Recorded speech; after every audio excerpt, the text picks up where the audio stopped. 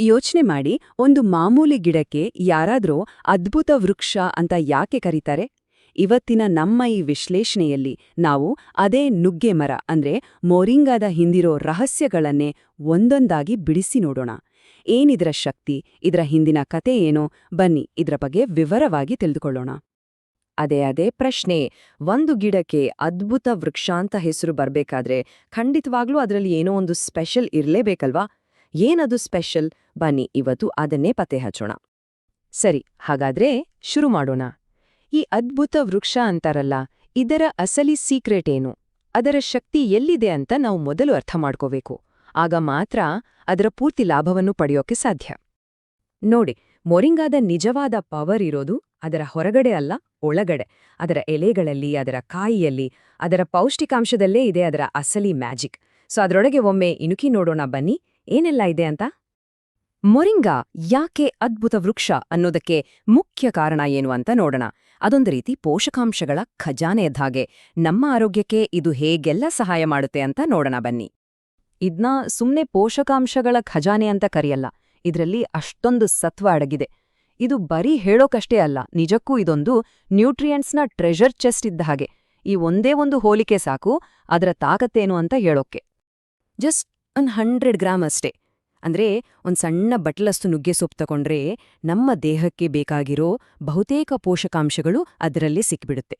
ನೋಡಿ, ಸಸ್ಯಾಹಾರಿಗಳಿಗೆ ಒಳ್ಳೆ ಪ್ರೋಟೀನ್ ಸಿಗೋದು ಕಷ್ಟ ಅಂತಾರೆ, ಆದ್ರೆ ಇಲ್ಲಿದೆ ನೋಡಿ ಅದಕ್ಕೆ ಉತ್ತರ.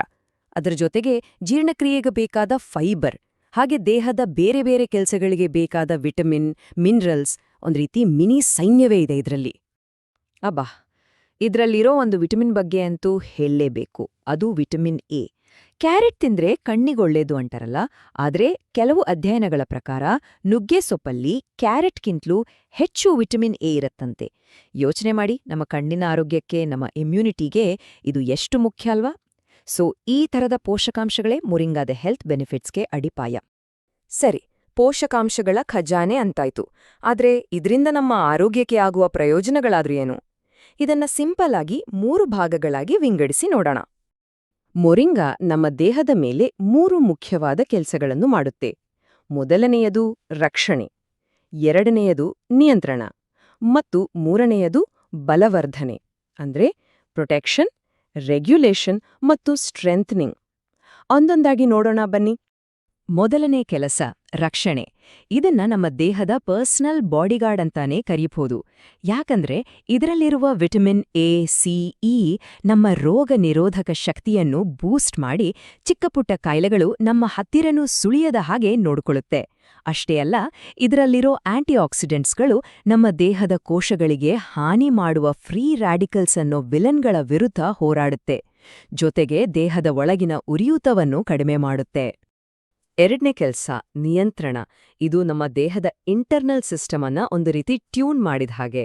ನಮ್ಮ ಹೃದಯದ ಆರೋಗ್ಯಕ್ಕೆ ಸಪೋರ್ಟ್ ಮಾಡುತ್ತೆ, ಬ್ಲಡ್ ಶುಗರ್ ಲೆವೆಲ್ಸ್ ಕಂಟ್ರೋಲ್ನಲ್ಲಿಡೋಕೆ ಹೆಲ್ಪ್ ಮಾಡುತ್ತೆ.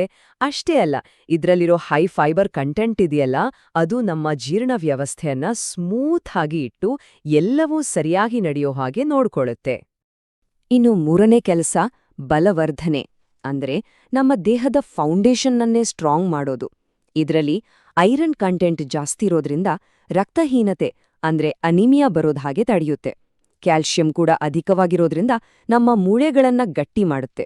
ಇದಿಷ್ಟೇ ಅಲ್ಲ, ಇನ್ಫೆಕ್ಷನ್ಗಳ ವಿರುದ್ಧ ಹೋರಾಡಿ ನಮ್ಮ ಮೆದುಳಿನ ಆರೋಗ್ಯಕ್ಕೂ ಸಪೋರ್ಟ್ ಮಾಡುತ್ತೆ. ಸರಿ, ಮೊರಿಂಗಾದಲ್ಲಿ ಏನೆಲ್ಲ ಸತ್ವ ಇದೆ, ಅದರಿಂದ ನಮ್ಮ ಆರೋಗ್ಯಕ್ಕೆ ಏನೆಲ್ಲ ಲಾಭ ಇದೆ ಅಂತ ನೋಡಿದ್ವಿ. ಈಗ ಈ ಅದ್ಭುತ ಗಿಡವನ್ನು ನಮ್ಮ ದಿನನಿತ್ಯದ ಜೀವನದಲ್ಲಿ ಹೇಗೆಲ್ಲ ಬಳಸಬಹುದು ಅಂತ ನೋಡೋಣ.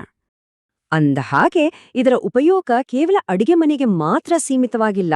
ಅಡಿಗೆಯಿಂದ ಹಿಡಿದು ಔಷಧಿ ಅಷ್ಟೇ ಅಲ್ಲ, ಸೌಂದರ್ಯ ವರ್ಧಕಗಳವರೆಗೂ ಇದರ ಬಳಕೆ ಇದೆ. ಅಂದ್ರೆ ಇದು ಬರೀ ತಿನ್ನೋಕೆ ಮಾತ್ರ ಅಲ್ಲ, ಒಂದು ರೀತಿ ಔಷಧ ಕೂಡ ಹೌದು, ಸೌಂದರ್ಯದ ರಹಸ್ಯ ಕೂಡ ಹೌದು. ಮೊದಲು ಅಡುಗೆ ಮನೆ ವಿಷಯಕ್ಕೆ ಬರೋಣ. ಇಲ್ಲಿ ಇದನ್ನ ಬಳಸೋದು ತುಂಬಾ ಸಿಂಪಲ್. ತಾಜಾ ಸೊಪ್ಪನ್ನ ಸಲಾಡ್ಗೆ ಹಾಕೋಬೋದು, ಅಥವಾ ನಮ್ಮ ಸಾಂಬಾರು, ಪಲ್ಯಕ್ಕೆ ಸೇರ್ಸಿದ್ರೆ ರುಚಿನೂ ಹೆಚ್ಚಾಗತ್ತೆ, ಪೋಷಕಾಂಶನೂ ಸಿಗತ್ತೆ. ಇನ್ನು ಇದರ ಪೌಡರ್ ಸಿಗತ್ತಲ್ಲ, ಅದನ್ನ ಸ್ಮೂಥಿ, ಜ್ಯೂಸು, ಯಾಕೆ ದೋಸೆ ಹಿಟ್ಟಿಗೂ ಮಿಕ್ಸ್ ಮಾಡ್ಕೋಬೋದು. ಎಷ್ಟು ಸುಲಭ ನೋಡಿ. ಇನ್ನು ಔಷಧಿ ವಿಷಯಕ್ಕೆ ಬಂದ್ರೆ ಮೊರಿಂಗಾದ ಬಳಕೆ ಇವತ್ತು ನಿನ್ನೆದಲ್ಲ, ಸಾವಿರಾರು ವರ್ಷಗಳ ಇತಿಹಾಸವಿದೆ.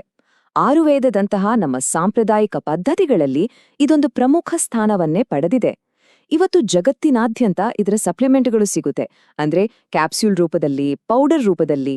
ಅಷ್ಟೇ ಯಾಕೆ, ಗಾಯಗಳನ್ನ ಬೇಗ ವಾಸಿ ಮಾಡೋ ಶಕ್ತಿನೂ ಇದಕ್ಕಿದೆ ಅಂತಾರೆ. ಇನ್ನು ಸೌಂದರ್ಯದ ವಿಷಯ. ಮೊರಿಂಗಾ ಬೀಜದಿಂದ ತೆಗೆಯೋ ಎಣ್ಣೆ ಇದೆಯಲ್ಲ, ಅದು ನಿಜಕ್ಕೂ ಒಂದು ವರದಾನ. ಚರ್ಮಕ್ಕೆ ಹಚ್ಚಿದ್ರೆ ತೇವಾಂಶ ಮೀಡಿ ಸಾಫ್ಟ್ ಮಾಡುತ್ತೆ. ಹೇರ್ ಆಯಿಲ್ ಅಥವಾ ಶ್ಯಾಂಪೂಗಳಲ್ಲಿ ಇದನ್ನ ಬಳಸಿದ್ರೆ ಕೂದಲಿನ ಬುಡಕ್ಕೆ ಪೋಷಣೆ ನೀಡಿ ಕೂದಲು ಉದುರೋದನ್ನ ಕಡಿಮೆ ಮಾಡುತ್ತೆ. ಇದರಲ್ಲಿರುವ ವಿಟಮಿನ್ ಇ ಸ್ಕಿನ್ ಏಜಿಂಗ್ ಅಂದ್ರೆ ವಯಸ್ಸಾಗುವಿಕೆಯ ಲಕ್ಷಣಗಳನ್ನ ಕಡಿಮೆ ಮಾಡಕ್ಕೆ ಸಹಾಯ ಮಾಡುತ್ತೆ. ಸರಿ, ಇಷ್ಟೆಲ್ಲ ಕೇಳಿದ ಮೇಲೆ ಒಂದು ಪ್ರಶ್ನೆ ಬರುತ್ತೆ. ಆರೋಗ್ಯಕ್ಕೆ ಇಷ್ಟು ಒಳ್ಳೇದು, ಅಡುಗೆ, ಔಷಧಿ, ಸೌಂದರ್ಯ ಅಂತ ಎಲ್ಲಾ ಕಡೆನೂ ಬಳಕೆಯಾಗುತ್ತೆ. ಹಾಗಾದ್ರೆ ಮೊರಿಂಗಾವನ್ನು ನಾವು ಇವತ್ತಿನ ಕಾಲದ ಸೂಪರ್ ಫುಡ್ ಅಂತ ಕರಿಬೋದಾ? ಖಂಡಿತವಾಗಿಯೂ ಕರಿಬಹುದು. ಯಾಕಂದ್ರೆ ರೋಗನಿರೋಧಕ ಶಕ್ತಿಯಿಂದ ಹಿಡಿದು ಹೃದಯದ ಆರೋಗ್ಯದವರೆಗೆ, ನಮ್ಮ ಊಟದ ತಟ್ಟೆಯಿಂದ ಹಿಡಿದು ನಮ್ಮ ಸ್ಕಿನ್ ಕೇರ್ವರೆಗೆ ಇದರ ಉಪಯೋಗಗಳನ್ನ ನೋಡಿದ್ರೇನೆ ಗೊತ್ತಾಗುತ್ತೆ. ಇದು ನಿಜಕ್ಕೂ ಒಂದು ಅದ್ಭುತ ಮತ್ತು ಬಹುಮುಖಿ ಸೂಪರ್ ಫುಡ್ ಅನ್ನೋದ್ರಲ್ಲಿ ಯಾವುದೇ ಡೌಟ್ ಇಲ್ಲ. ಹಾಗಾದ್ರೆ ಕೊನೆಯದಾಗಿ ಒಂದು ಪ್ರಶ್ನೆ. ನಮ್ಮ ಸುತ್ತಮುತ್ತನೇ ಇಷ್ಟು ಸುಲಭವಾಗಿ ಸಿಗುವ, ಇಷ್ಟೆಲ್ಲ ಪ್ರಯೋಜನಗಳಿರೋ ಈ ಅದ್ಭುತ ವೃಕ್ಷವನ್ನು ನಮ್ಮ ದೈನಂದಿನ ಆಹಾರದಲ್ಲಿ ಸೇರಿಸಿಕೊಳ್ಳೋದು ಎಷ್ಟು ಸರಿ? ಇದ್ರ ಬಗ್ಗೆ ಯೋಚನೆ ಮಾಡ್ಬೇಕಿದೆಯಲ್ವಾ?